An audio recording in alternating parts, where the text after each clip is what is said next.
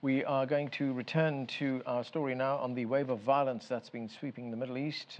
From Afghanistan to Syria, it's raised the specter of sectarian violence. And joining me now is Anthony Shaffer. He's a senior fellow at the Center for Advanced Defense Studies and a retired lieutenant colonel from the military. Thanks for joining us. Thank you for having me. You know, when we look at this violence that's sweeping parts of the Middle East there, just let's take Iraq. As we heard in our report earlier on, there was something like 1,000 civilians killed in July. Just this month, August, we're only the third of the month, 34 civilians killed. What is driving this violence? Well, it's secular issues relating to the way that we left the whole region.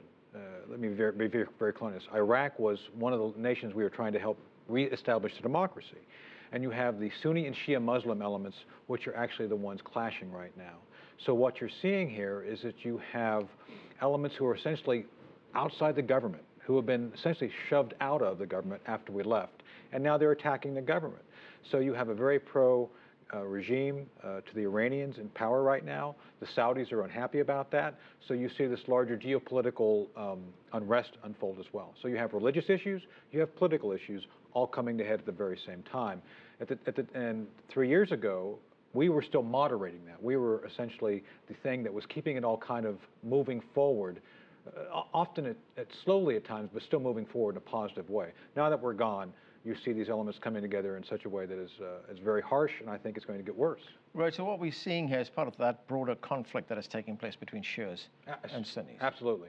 And again, this is where I think it's going to become very clear that when you see that the government, who has been doing everything it can to be closer to the Iranian government, and I'm not saying it's good or bad, I'm just saying it's the way it is, the Saudis are going to, again, politically as well, start to insinuate their influence over elements to come against the government as well. Yeah, but the question it does pose when we look at this rising level of violence is, what does that tell us about security in Iraq? Has the government lost control? They have, and I don't know if they ever actually did have control, because remember, before we left, both the Sunni and Shia were actually cohabitating in the government. As soon as we left, the President Maliki started pushing all elements that opposed him out, much like Egypt. When the president there came into power, he started shoving elements which were unfriendly to him out as well. So the inevitable thing, one of our senior fellows, Colonel Bob Jones, retired as a senior strategist for Special Operations Command.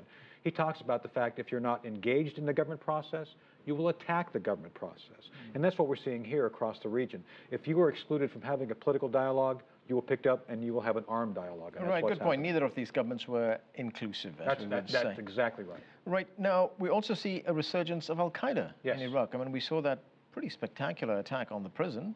500 prisoners Abu Ghraib, yes, absolutely. Were released, 50 people were killed. So we're seeing Al-Qaeda make a comeback here? It's part of extension of what you just talked about regarding the weakness of the central government. Because the central Iraqi government is so focused right now on just trying to survive, again, you have this religious-based Sunni Shia violence going on, they aren't able to actually look at external threats. I would consider Al-Qaeda an external threat, which is basically like a cancer coming back in. So when you have this inability to even manage your own internal security, it's even more difficult when you have an external threat like Al-Qaeda coming in and reestablishing itself, and I think that's what we're seeing here again. Okay, one other question, and you alluded to this earlier on. For the United States, I guess the big question there is, you know, a long war, a very expensive war, both in terms of lives, both in terms of the money that it cost the United States. After all this time, when we look at what's going on now, what did it achieve? That is a question I've been asked. I did an editorial on this recently. I think there were mistakes made all along. I don't want to debate if we went into Iraq for the right or wrong reasons. With that said, I think we left Iraq too quickly. One of the notable things about the Iraqi people is they have a very robust middle class. They're very educated. They're very much able to do business. And I think we helped after 2007 on to upright that, to basically put them back on their feet. In 2007, there was 3,000 people being killed in religious violence a month. Now it's only 1,000. That's not good, but it's less. And what my point is that we helped get them back going. And then when we left our job undone. I think we should have been there as a stabilizing force further to continue to ensure our investment paid off. And I think that's part of the problem here. We made the investment, we tried to get democracy going, and then all of a sudden the decision was, we're leaving. The ostensible reason was we couldn't negotiate a status of forces agreement. I think that's nonsense.